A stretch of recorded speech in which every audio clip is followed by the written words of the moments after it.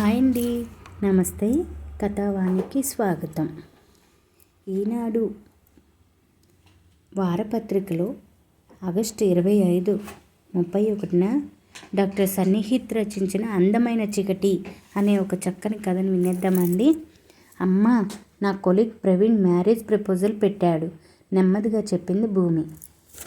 కూతురి వైపు విస్మయంగా చూసింది సరిత. అన్నీ తెలిసే ఈ ప్రపోజల్ పెట్టాడా? అడిగింది సరిత. అవునమ్మా, పూర్తి బాధ్యత తీసుకుంటాను అన్నాడు ఆశగా చెప్పింది భూమి. చిన్నగా నవ్వింది సరిత. అభం శుభం తెలియని కూతురికి ఎలా చెప్పాలో ఆమెకి అర్థం కాలేదు. మగవాడి మనస్తత్వం ఎప్పుడూ స్వార్థపూరితంగానే ఉంటుందని సరితకు జీవితానుభవం నేర్పింది. నెమ్మదిగా ఆమె మనస్సు గతంలోకి జారుకుంది. పొద్దున 6 అయింది. రాత్రంతా పరుచుకున్న చీకటి ఆధిపత్యాన్ని, శాశ్వతత్వాన్ని ఒప్పుకోను అన్నట్టు వెలుగును నింపేస్తూ సూర్యుడు తూర్పు కొండల మాటు నుండి పైకి వచ్చేశాడు. నిద్రమత్తు వదిలి లోక చైతన్యవంతం అవుతోంది. కాఫీ హాల్లో నుండి గట్టిగా అరుస్తున్న భర్త సుధీర్ అరుపు విని తెస్తున్నానండి అంటూ కిచెన్లో నుండి బదులిచ్చింది సరిత. 2 నిమిషాల్లో కాఫీ కప్పుతో హాల్లోకి వచ్చి భర్త చేతికి ఇచ్చింది. అబ్బా, ఎంతసేపు ఎదురు చూడాలి కాఫీ కోసం అంటూ విసుక్కున్నాడు సుధీర్. బ్రేక్ఫాస్ట్ ప్రిపేర్ చేస్తున్నా, అందుకే స్టవ్ ఖాళీ లేక కాఫీ పెట్టడం లేట్ అయింది సంజాయిషి ఇచ్చింది సరిత. సరే రెడీ అయ్యి ఆఫీస్కి వెళ్ళాలి కదా, నేను లేట్ చేస్తే ఎలా? కాఫీ సిప్ చేస్తూ స్మార్ట్ ఫోన్లో వాట్సాప్ సందేశాలు చూడటంలో తలమునకలు అయ్యాడు. ఇంతలో బెడ్రూమ్లో నుండి మమ్మీ అని పిలిచింది 6 ఏళ్ల భూమి. గబగబా బెడ్రూమ్లోకి వెళ్ళి కూతుర్ని ఎత్తుకుని మంచం మీద నుండి దింపి బాత్రూంలోకి పంపింది. చిన్నప్పుడు సెరెబ్రల్ పాల్సీ అటాక్ కావడంతో ఒక కాలు చచ్చుబడింది భూమికి. అందుకే సరిగ్గా నడవలేదు. ఎవరో ఒకరు కొంచెం సాయం చేయాల్సి ఉంటుంది. భూమి బాత్రూంలో నుండి వచ్చేటప్పటికి గ్లాసులో పాలు తెచ్చి తాగించింది. స్కూల్కి తొందరగా రెడీ అవ్వమ్మా, బ్రేక్ఫాస్ట్ తిందువు కానీ అని చెప్పి మళ్ళీ కిచెన్లోకి వెళ్ళిపోయింది సరిత. రోజు పొద్దున్న 4 గంటలకు లేస్తుంది సరిత. కాలకృత్యాలు తీర్చుకుని గుక్కెడు కాఫీ తాగి ఇంటి పనిలో పడుతుంది. ఇక అంతే, 9 దాకా ఊపిరి సలపని పని. ఇటు పుల్ల తీసి అటు పెట్టడు సుధీర్. పొద్దున్న లేవగానే కొంపలు మునిగిపోయినట్టు స్మార్ట్ ఫోన్లో ఫేస్బుక్, వాట్సాప్ చూస్తూ బిజీ అయిపోతాడు. ఎవరెవరికో గుడ్ మార్నింగ్ చెప్తూ ఉంటాడు. పెళ్ళానికి తప్ప. మగ మహారాజు కదా, పైగా భర్త. అందుకే నోరెత్తది సరిత. కాసేపటికి మమ్మీ నేను రెడీ అంటూ యూనిఫామ్ వేసుకుని వచ్చింది భూమి. తనకి జడలు వేసి మొహానికి పౌడర్ రాసింది. ప్లేట్లో రెడీగా ఉన్న బ్రేక్ఫాస్ట్ తినిపించింది. సుధీర్ అప్పటికే డైనింగ్ టేబుల్ మీద సిద్ధంగా ఉన్న టిఫిన్ తింటున్నాడు. బ్రేక్ఫాస్ట్ పూర్తి చేసి హెల్మెట్ తీసుకున్నాడు. భూమి తొందరగా రా అంటూ బయటకు వెళ్ళి బైక్ మీద కూర్చుని హరన్ కొడుతున్నాడు. భూమి కాళ్లకు షూస్ తొడిగి పదమ్మ, డాడీ రెడీగా ఉన్నారు అని స్కూల్ బ్యాగ్ తీసుకుని బయటకు వచ్చింది సరిత. భూమిని వెనక కూర్చోబెట్టుకుని బైక్ని రయ్యిని లాగించాడు సుధీర్. కూతుర్ని స్కూల్లో డ్రాప్ చేసి అటు నుండి అటే ఆఫీస్కి వెళ్తాడు. అమ్మయ్య అని ఊపిరి పీల్చుకునే లోనికే పరిగెత్తింది సరిత.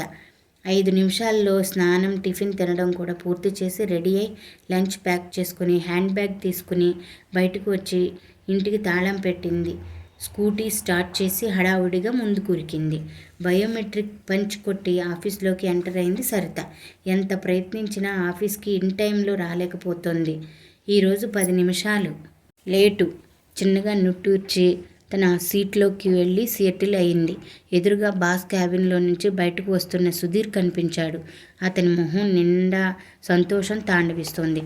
పొద్దున్నే ఇన్ టైంలో ఆఫీస్కి వచ్చి బాస్ క్యాబిన్లోకి వెళ్ళి గుడ్ మార్నింగ్ చెప్తాడు సుధీర్. ఆ రోజు చేయబోయే వర్క్ గురించి బ్రీఫ్ చేస్తాడు. ఇలా చేస్తే బాస్ గుడ్ బుక్స్లో ఉంటామని అతని అభిప్రాయం. నిజానికి సరిత, సుధీర్లు ఒకే ఆఫీస్లో పనిచేస్తారు. పెళ్లికి ముందు సుధీర్ సరితను చూసి ఇంప్రెస్ అయ్యి ఆమెను పెళ్లి చేసుకుందామని అనుకున్నాడు. ఒక శుభముహూర్తాన ప్రపోజ్ చేశాడు. అతన్ని కాదనడానికి సరితకు ఏ కారణము కనపడలేదు.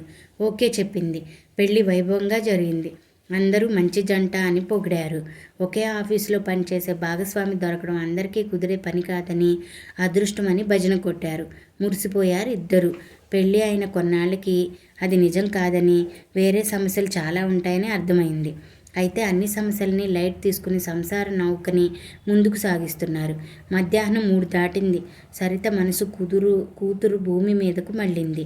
3ంటికి స్కూల్ అవగానే అక్కడికి దగ్గరే ఉన్న ఒక టీచర్ ఇంట్లో ట్యూషన్కి వెళ్తుంది భూమి. సాయంత్రం దాకా అక్కడ ఉండి తర్వాత ఆటోలో ఇంటికి వస్తుంది. ఆటో అతనికి నెలకు ఇంత అని పే చేస్తారు సరిత దంపతులు. భూమి ఇంటికి వచ్చే టైంకి ముందే సరిత ఇంటికి చేరుకుంటుంది. ఆమెకి స్నాక్స్ అవి పెట్టి కాసేపు ఆడుకోమని చెప్తుంది. తర్వాత హోంవర్క్ చేయిస్తుంది. సుధీర్ తీరిగ్గా ఆఫీస్ నుండి బయలుదేరి లేటుగా ఇంటికి వస్తాడు. దానికి కారణం అతను సాయంత్రం కూడా బాస్ క్యాబిన్కి వెళ్ళి మీటింగ్ పెడతాడు. ఆ రోజు జరిగిన వర్క్ ప్రోగ్రెస్ చెప్తాడు. బాస్తో పాటు టీ తాగి అతన్ని అన్ని విధాలా సంతృప్తిపరిచి అప్పుడు ఇంటికి వస్తాడు. ఇది రోజు జరిగే తంతు. సరిత తన వర్క్ ముగించి గబగబా ఆఫీస్ నుండి బయటపడి ఇంటి దారి పట్టింది. ఇంటికి చేరాక భూమి రాగానే ఆమెను దగ్గరకు తీసుకుని స్కూల్ విషయాలు మాట్లాడుతూ రీఫ్రెష్ అయ్యింది. స్నాక్స్ పెట్టి ఆమె తిన్నాక హార్లిక్స్ కలిపి ఇచ్చింది. కాసేపటికి భూమి ఆడుకోవడంలో పడింది. టీవీ ముందు కుర్చీలో వాలి నెమ్మదిగా టీ తాగుతూ రిలాక్స్ అవ్వసాగింది సరిత. తర్వాత ఎప్పటికో వచ్చాడు సుధీర్. భూమి నాన్న అంటూ ఏదో స్కూల్ విషయం చెప్పబోతుంటే అబ్బా అవన్నీ మీ అమ్మకు చెప్పు అని విసుక్కున్నాడు. చిన్నబుచ్చుకుంది భూమి. తర్వాత సరిత దగ్గరకు వచ్చి ఈరోజు మన బాస్ నన్ను ఎంత మెచ్చుకున్నాడో తెలుసా? ఈసారి నాకు ప్రమోషన్ గ్యారంటీ అంటూ ఆ విషయాలన్నీ చెబుతున్నాడు. మౌనంగా వినసాగింది సరిత. ఆమెకి పొద్దున్న ఆఫీసులో జరిగిన ఒక సంఘటన గుర్తుకొచ్చింది. బాస్ ఆమెను క్యాబిన్కి పిలిచి ఏంటి సరిత రోజు ఆఫీస్కి లేటుగా వస్తున్నావు, పని మీద కూడా శ్రద్ధ చూపడం లేదు, సాయంత్రం కాగానే బ్యాగ్ తీసుకుని పారిపోతావు, త్వరలో ప్రమోషన్ ఇంటర్వ్యూలు ఉంటాయి చూసుకో, ఇలా అయితే నిన్ను రికమెండ్ చేయటం కష్టం అని అక్షంతలు చల్లాడు. బయటకు వస్తూ ఉంటే ఆయన సుధీర్ నీకు ఇవన్నీ చెప్పాడా అని నవ్వసాగాడు. గుండె మండిపోయింది ఆమెకు. కంట్రోల్ చేసుకుని అక్కడి నుండి వచ్చేసింది. ఇప్పుడు తీరిగ్గా ఇంటికొచ్చి తీయగా మాట్లాడుతున్న సుధీర్ మీద అసహ్యం వేసింది. భార్య కూడా తనతో పాటే జాబ్ చేస్తోందని, ఆమె కూడా ఆఫీస్ పని మీద దృష్టి పెట్టి ప్రమోషన్ పొందాలని, ఆమెకు ఆ అవకాశం ఇవ్వాలని అతనికి ఎందుకు అనిపించదు? ఎందుకంటే అతనికి తన కెరియర్ ముఖ్యం. ఎవరు ఎలా పోయినా పర్వాలేదు అంతే. తర్వాత రోజు పొద్దున్నే లేచేటప్పటికి భూమికి ఒళ్ళు వేడిగా కాలిపోసాగింది. జ్వరం వచ్చిందని అర్థమైంది సరితకు. సుధీర్తో ఏమండి పాపకి జ్వరం వచ్చింది అని ఆదుర్దిగా చెప్పింది. అవునా, ఇప్పుడు ఎలా? నాకు ఇంపార్టెంట్ మీటింగ్ ఉంది కదా ఆఫీస్లో అంటూ దిగులు నటించాడు. చిన్నగా నవ్వింది సరిత. సరే నేను దాన్ని హాస్పిటల్లో తీసుకువెళ్తాను, మీరు ఆఫీస్కి వెళ్ళండి అని చెప్పింది. అమ్మయ్య థ్యాంక్స్ అని చెప్పి ఆఫీస్కు పారిపోయాడు సుధీర్. భూమిని హాస్పిటల్కి తీసుకెళ్ళి డాక్టర్కి చూపించి మందులు తీసుకుంది సరిత. ఆ రోజు భూమిని చూసుకుంటూ ఇంట్లోనే గడిపేసింది. సాయంత్రానికి భూమికి జ్వరం తగ్గింది. రిలీఫ్గా ఫీల్ అయింది సరిత. ఆఫీస్ నుండి ఇంటికి వచ్చిన సుధీర్ ఈరోజు మీటింగ్ చాలా బాగా జరిగింది తెలుసా, నాకు ప్రమోషన్ గ్యారంటీ ఈసారి అని ఆనందపడిపోతున్నాడు. నాకు కూడా ప్రమోషన్ రావాలి కదండి, ఇలా డుమ్మాలు కొడితే ఎవరిస్తారు నాకు ప్రమోషన్? నెమ్మదిగా అంది సరిత. అదేంటోయ్, నాకు ప్రమోషన్ వస్తే నీకు వచ్చినట్టు కాదా అంటూ నవ్వేశాడు సుధీర్. అది ఎలా? ఆశ్చర్యపోయింది సరిత.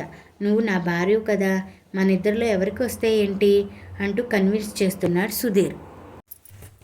నిజానికి అతను ఎవరికి వస్తే ఏంటి అని పైకి చెప్పినా ఒకవేళ అతనికి రాకుండా తనకు ప్రమోషన్ వస్తే తట్టుకోగలడా? పొద్దున పూట ఆఫీస్కు తనకంటే ముందు చేరుకోవాలని తనని వదిలేసి పరుగు పెడతాడు. కనీసం ఇద్దరం కలిసి వెళ్దామని ఎప్పుడూ అనడు. అతని మేల్ ఈగోకి భార్య ఆధిపత్యాన్ని సహించలేని మనస్తత్వానికి ఇది పరాకాష్ట. గాఢంగా విశ్వసించి భర్త కోసం భార్య కెరియర్ని వదులుకోవాలన్నమాట, కుటుంబ బాధ్యతలకి ప్రయారిటీ ఇవ్వాలన్నమాట అనుకుంటూ మౌనంగా మిగిలిపోయింది సరిత. ఆఫీస్లో విమెన్స్ డే సెలబ్రేట్ చేసుకున్నారు. విమెన్ ఎంప్లాయీస్ అందరూ కాన్ఫరెన్స్ హాల్లో సమావేశమయ్యారు. స్నాక్స్ అవి తిన్నాక స్పీచ్లు మొదలయ్యాయి. చీఫ్ గెస్ట్గా బాస్ భార్యను పిలిచారు. ఆమె ఆవేశంగా మైక్ తీసుకుంది. స్త్రీకి సమానత్వం కావాలి, స్వాతంత్రం కావాలి, ఆర్థిక భరోసా కావాలి. మనం దేనిలో తక్కువ?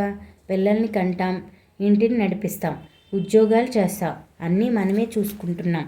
అందుకే ఎక్కడా తల వంచకూడదు మనం. ఇలా దంచేస్తోంది ఆమె. అన్నీ చెబుతున్న ఆమె భర్తకు లొంగి ఉంటుంది, సేవలు చేస్తుంది. అందుకే సరితకు నవ్వు వచ్చింది. తర్వాతే టర్న్ సరితది. ఆమె మైక్ తీసుకుని స్త్రీకి సమానత్వం స్వాతంత్రం తప్పకుండా కావాలి. వాటితో పాటు ప్రేమ, బంధం అనే వాటికి కూడా విలువ ఇవ్వాలి. కుటుంబ బాధ్యతల్ని ఒక బరువుగా, మన పురోగతికి ఆటంకంగా భావించకూడదు మనం అని చెప్పి ముగించింది. అందరూ చప్పట్లు కొట్టి అభినందించారు. ఇంతలో సరిత సెల్ రింగ్ అయ్యింది. అటు నుండి వినబడిన మాటలు విన్నాక ఒకసారిగా టెన్షన్ ఫీల్ అయింది. చేతి వాచీలో టైం చూసుకుని ప్రోగ్రాం మధ్యలోనే గబగబా ఆఫీస్కు బయటకు వచ్చేసింది. హడావుడిగా స్కూటీ స్టార్ట్ చేసి స్కూల్ వైపు దూకించింది. స్కూల్ బయట బిక్కుబిక్కుమని వెయిట్ చేస్తున్న భూమిని చూడగానే కన్నీళ్ళు వచ్చాయి సరితకి. అదేంటమ్మా, ఆటో అంకుల్ రాలేదా? ఆతృతగా అడిగింది సరిత. రాలేదమ్మా, ఏడుస్తూ చెప్పింది భూమి. ఏదో కారణంతో సడన్గా హ్యాండ్ ఇచ్చాడు auto driver. Tuition teacher phone చేసి, భూమి స్కూల్ నుండి ఇంకా ట్యూషన్కి రాలేదండి, ఇంటికి కానీ వచ్చిందా అని అనడంతో అనుమానం వచ్చి హడావుడిగా స్కూల్కి పరిగెత్తుకు వచ్చింది సరిత. సరే పదమ్మా అని భూమి స్కూటీ మీద కూర్చోబెట్టుకుని ట్యూషన్ టీచర్ ఇంట్లో వదిలింది. తర్వాత ఆఫీస్కి వచ్చేసింది తిరిగి. అప్పటికే విమెన్స్ డే ప్రోగ్రాం అయిపోయింది. ఆఫీస్ టైం అయ్యాక పంచ్ కొట్టి భూమిని తీసుకుని ఇంటికి వచ్చేసింది సరిత. సాయంత్రం తీరిగ్గా ఇంటికి వచ్చిన సుధీర్ ఆటోవాడు స్కూల్కి రాలేదని తెలిసి అగ్గి మీద గుగ్గిలమయ్యాడు. రాస్కెల్ ఎంత పనిచేశాడు, ముందుగా చెప్పాలి కదా అంటూ వీరంగం చేస్తున్నాడు. భార్య దగ్గరకు వచ్చి, నీకు ఈరోజు విమెన్స్ డే సెలబ్రేషన్ ఉంది కదా, ఎందుకు ఆఫీస్ నుండి మధ్యలో వచ్చేసావు? పైగా బాస్ భార్య అక్కడే ఉంది, ఏమనుకుంటుంది? నాకు చెప్తే స్కూల్కి వెళ్ళేవాడిని కదా గట్టిగా అన్నాడు. సరిత చిన్నగా నవ్వి, మీకెందుకండి అంత శ్రమ, మీరు ఆఫీస్లో బాగా పనిచేయండి, బాస్ గుడ్ లుక్స్లో ఉండి ముందు ప్రమోషన్ తెచ్చుకోండి, నేనున్నాను కదా ఇలాంటి చిన్న చిన్న విషయాలు చూసుకోవడానికి అంది. అదేంటి అలా అంటావు? అసహనంగా మొహం పెట్టాడు సుధీర్.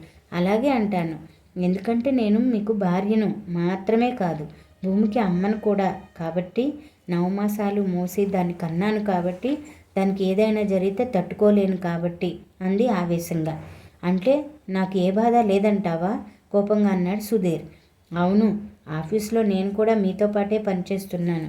మీరు ప్రమోషన్ కోసం బాస్ని ఇంప్రెస్ చేయడానికి అన్ని పాట్లు పడతారు, కానీ నేను మాత్రం కనీసం నా వర్క్ నేను చేసుకుంటూ కూడా బాస్ దృష్టిలో పడకూడదు. కెరియర్ని త్యాగం చేసి కుటుంబాన్ని నడిపించాలి. ఆఫీస్కి మీకంటే లేటుగా వెళ్ళాలి, మీకంటే ముందుగా ఇంటికి వచ్చేయాలి. మీ అహం సంతృప్తిపరచడానికి కెరియర్లో మీకంటే తక్కువ స్థాయిలో ఉండాలి నేను, అప్పుడే మీకు మనశ్శాంతి. ఎందుకంటే నేను మీ చాటును బతికే ఆడదాన్ని కదా, స్థిరంగా చెప్పింది సరిత. నీకు నా చాటును బతకడం అంత ఇబ్బంది అయితే కుటుంబాన్ని కాదని, కెరియర్లో ఎదుగుదల స్వేచ్ఛ మాత్రమే కోరుకుంటే, ఒక్కదానివే బతికే అంత దమ్ముంటే నన్ను వదిలి వెళ్ళిపో, ఒంటరిగా బతికి చూడు, కోపంగా అన్నాడు సుధీర్.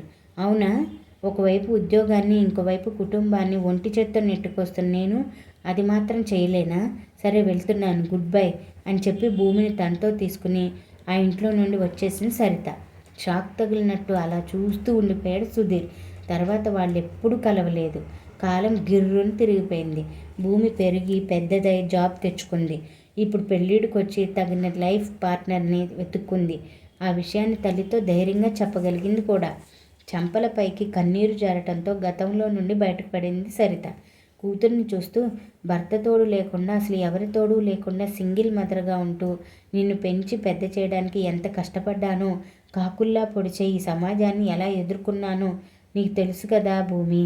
మన చుట్టూ ముసురుకున్న చీకటి మనల్ని భయపెడుతుంది, కానీ కొంచెం ధైర్యం చూపితే అదే చీకటి అందంగా కనిపిస్తుంది, మనకు అండగా నిలబడుతుంది. నువ్వు కూడా పెద్దదానివి అయ్యావు, లోకాన్ని చూసావు, నీకు ఇంకా ఏం చెప్పగలను? ఏది మంచో ఏది చెడో, ఎలా చేస్తే అలా నీకు మంచిదో నువ్వే నిర్ణయించుకో తల్లి, చెప్పింది సరిత. అలాగే అమ్మా అంటూ తల్లి చేతిని గట్టిగా పట్టుకుని నవ్వేసింది భూమి. సంతృప్తిగా చూసింది సరిత. కథ సమాప్తం అండి. Thank you for watching. Please subscribe for more stories.